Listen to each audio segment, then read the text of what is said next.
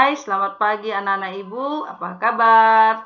Semoga kita senantiasa dalam keadaan sehat ya nak. Nah anak-anak ibu, pada pagi hari ini seperti biasa kita awali pertemuan kita dengan berdoa. Kita bersatu dalam doa. Tuhan Bapa yang baik, kami sungguh berterima kasih Tuhan buat berkat-berkat Tuhan melimpah dalam setiap hidup kami hingga pada saat ini. Tuhan masih berikan kami nafas kehidupan dan kesempatan sehingga kami dapat melaksanakan setiap kegiatan kami dengan baik. Bapa yang baik, pembelajaran kami akan segera kami mulai. Tuhanlah yang memberkati hati pendengaran siswa-siswi kami sehingga mereka Tuhan boleh mengerti, memahami pembelajaran yang disampaikan oleh Bapak Ibu Guru. Terima kasih Tuhan, kami telah berdoa. Amin. Nah, anak-anak ibu, pada pertemuan IPA yang ketiga ini, kita akan mempelajari tentang konduktor dan isolator. Jangan lupa berikan tanda like atau komen untuk mengisi daftar hadirmu ya nak ya. Nah, konduktor dan isolator.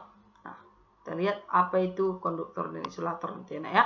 Berdasarkan sifat benda dalam mengantarkan panas, benda dikelompokkan menjadi dua macam, yaitu konduktor dan isolator.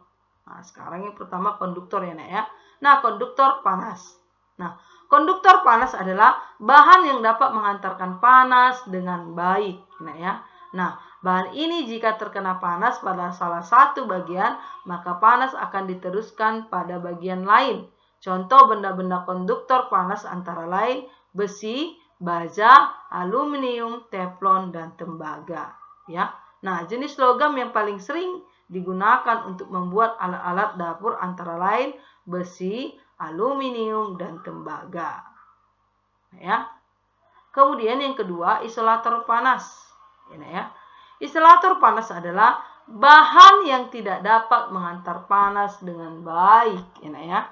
Bahan ini jika terkena panas pada salah satu bagian, maka panas tidak akan diteruskan ke bagian lainnya. Ya, dengan kata lain, bahan ini menghambat panas ya. Nah, bahan isolator biasanya terbuat dari bahan kayu, kain, dan plastik ya. Contoh benda-benda isolator panas antara lain kayu, plastik, karet, kertas, kain, dan busa. Itulah dia isolator panas ya. Kita lihat tadi bahan pembuat konduktor dan isolator panas. Ya. Bahan-bahan yang paling sering digunakan untuk membuat alat-alat yang bersifat konduktor dan isolator panas sebagai berikut. Nah, tadi logam itu adalah bahan pembuat konduktor ya nak ya. Nah, logam itu banyak tadi jenisnya ya.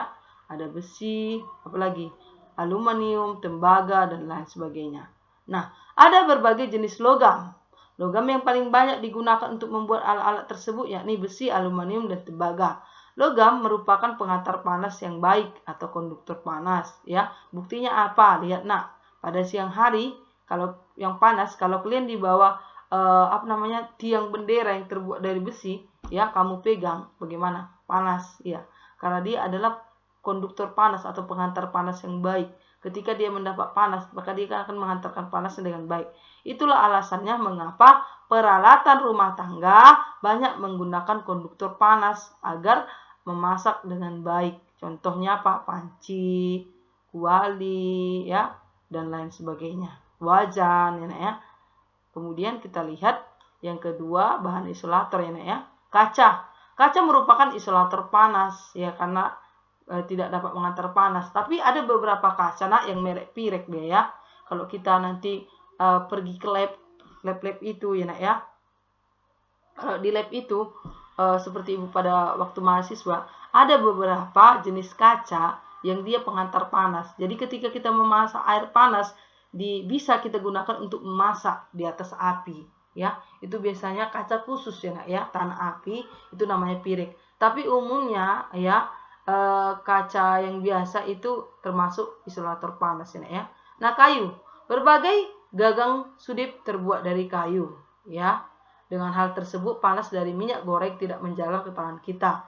Ada pula sudip yang terbuat dari seutuhnya dari kayu. Kayu merupakan pengantar panas yang buruk atau isolator panas ya. Kalau kita bilangnya centongan nasi ya. Centongan nasi itu kan ada yang plastik, ada yang kayu ya, ada yang besi. Nah, kalau kita mencentong nasi dengan menggunakan ketiga jenis centongan tadi, ada ada kayu, ada plastik, ada logam atau besi, biasanya tangan kita akan terasa panas ketika kita menggunakan centongan logam atau besi atau aluminium karena memang dia penghantar panas yang baik. Sedangkan tadi plastik dengan kayu itu tidak akan terasa panas, ya, karena dia isolator panas, tidak dapat menghantar panas dengan baik atau penghambat panas, ya.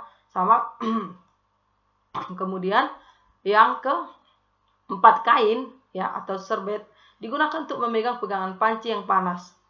Taplak melindungi meja dari mangkuk yang panas berisi sayur yang baru matang.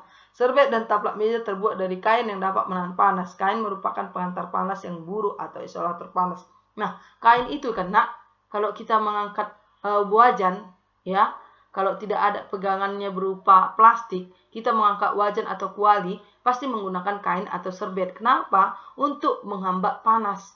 Jadi kain tersebut kan isolator. Ketika kita memegangnya dengan menggunakan kain, maka panas dari wajan ya terhambat, terhalangi oleh kain. Karena kain itu adalah isolator panas, tidak dapat menghantar panas.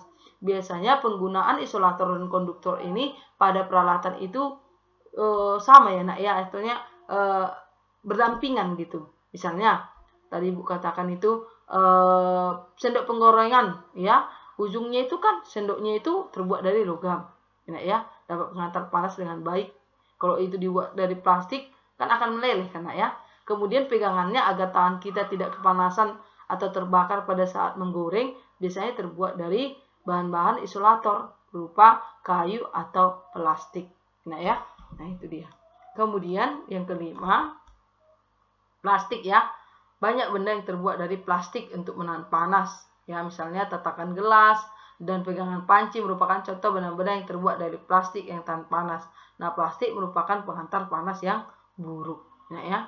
Nah, demikian pertemuan kita, Nak, tentang bahan isolator dan konduktor. Nah, ini ada beberapa gambar isolator panas. Misalnya kayu, ini plastik, ya.